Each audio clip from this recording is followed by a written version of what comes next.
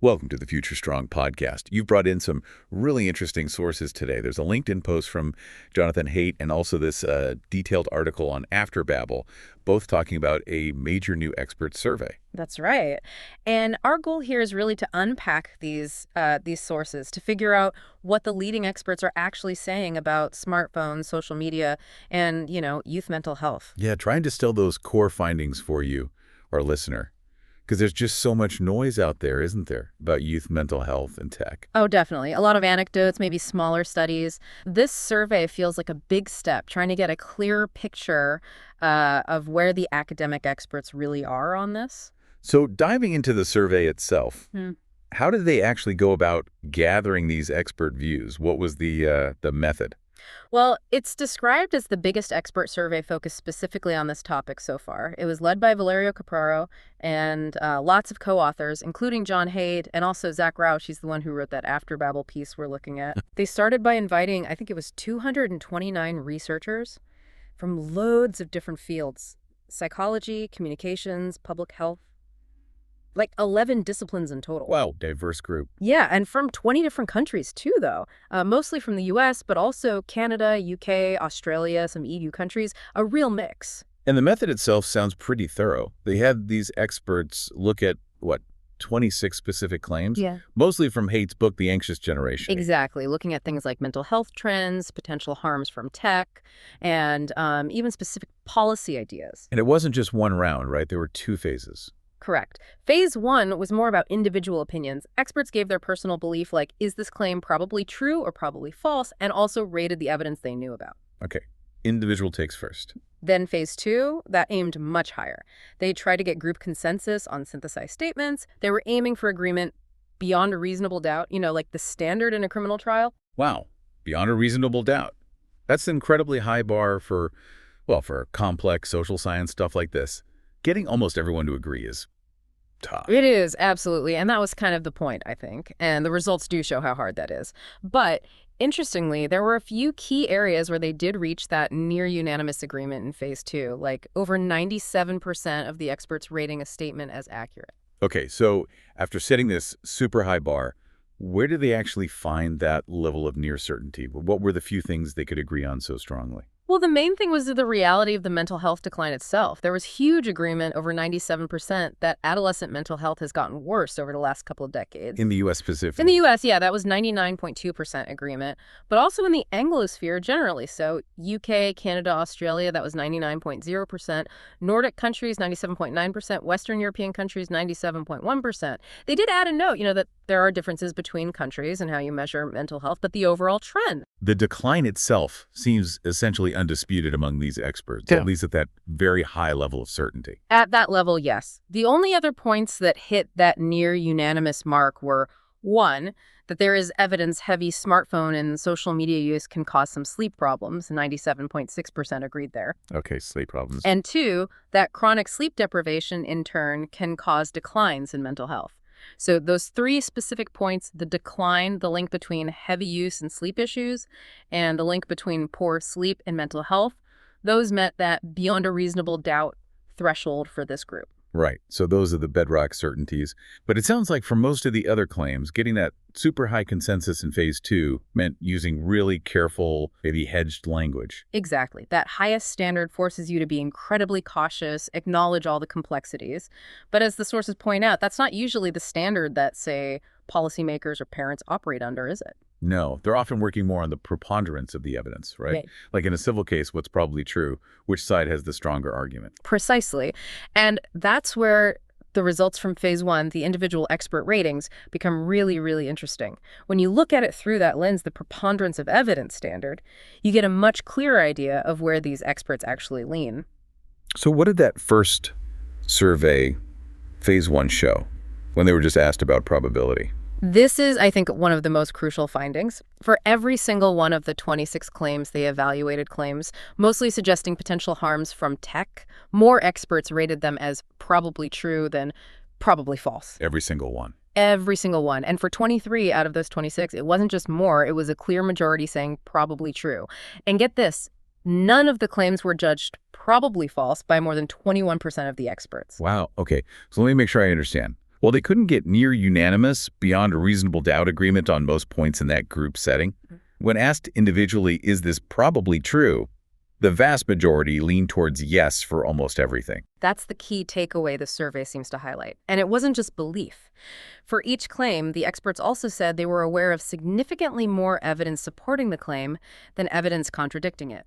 Very few, less than 5%, reported knowing contradictory evidence for any specific claim. That really seems to push back against some narratives you sometimes hear, right? The article mentions this claims by some researchers that there's like an expert consensus that social media isn't harming teens, or that the evidence just isn't there. It absolutely does. These Phase 1 findings, looking at that preponderance of evidence standard, strongly suggest the expert view, at least among this large surveyed group, leans towards probable harms and seeing supporting evidence, not skepticism. And this leaning towards probably true wasn't just about the overall mental health decline, but also covered what the sources termed foundational harms. Yes, exactly.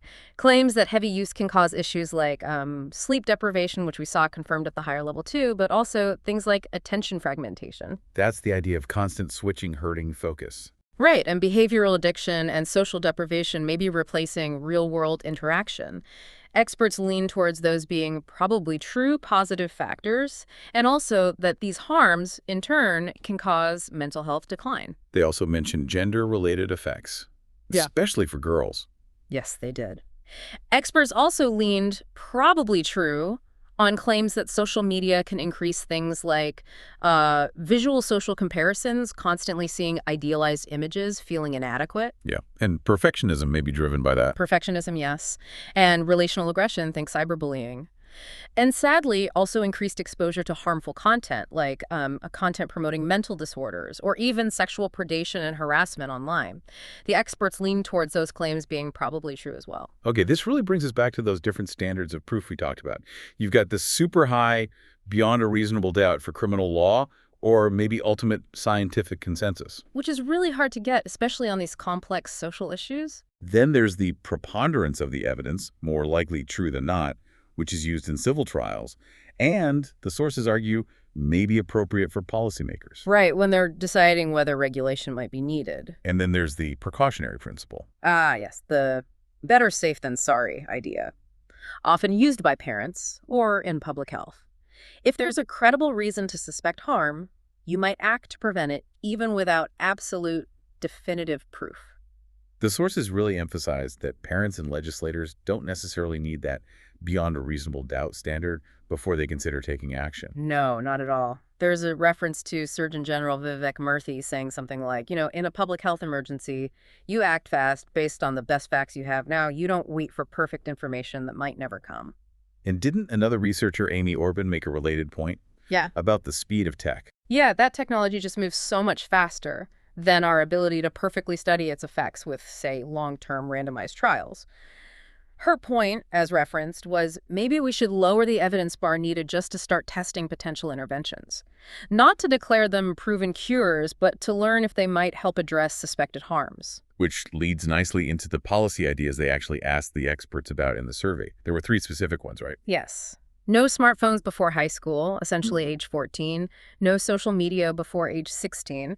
And phone-free schools. And how did the experts view those in Survey 1? Under that preponderance of evidence standard? Again, quite striking.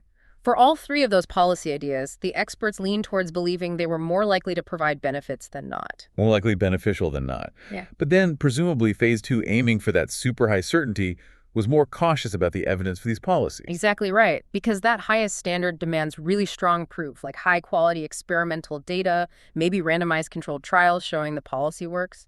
Which is hard to get for policies like this. Incredibly hard. You can't easily just randomly assign whole towns or school districts to have phones or not have phones for years just to run a perfect study. So the evidence base specifically for the effectiveness of these policies is still seen as preliminary or maybe observational, not meeting that highest bar yet. Okay, so the conclusion from the sources isn't necessarily these policies are proven silver bullets. It's more like experts lean towards thinking these are probably good ideas. And this leaning justifies really putting them to the test rigorously. That seems to be the core message, yes. Policymakers should probably consider working with scientists to actually implement and carefully test these specific ideas to build that stronger evidence base. It maps out where experts are certain, where they lean, and what needs investigating next. Right. So let's try and sum this up for you, our listener. We've got this major expert survey showing really strong agreement that, yes, youth mental health has declined internationally. That part seems pretty settled among this group.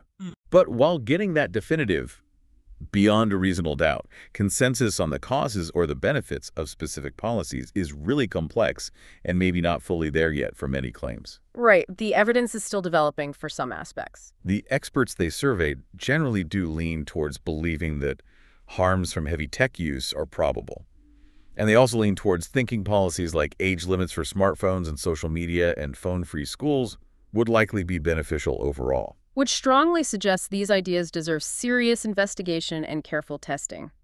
It's not a closed book, but the weight of expert opinion seems to lean in a particular direction. So a final thought to leave you with, thinking about those different standards of proof we discussed, beyond a reasonable doubt, preponderance of the evidence, and that precautionary principle. Yeah, the better safe than sorry approach. How might you, processing all this information, think about applying those different standards when you make decisions about technology for the young people in your own life? Something to consider. Absolutely. Food for thought.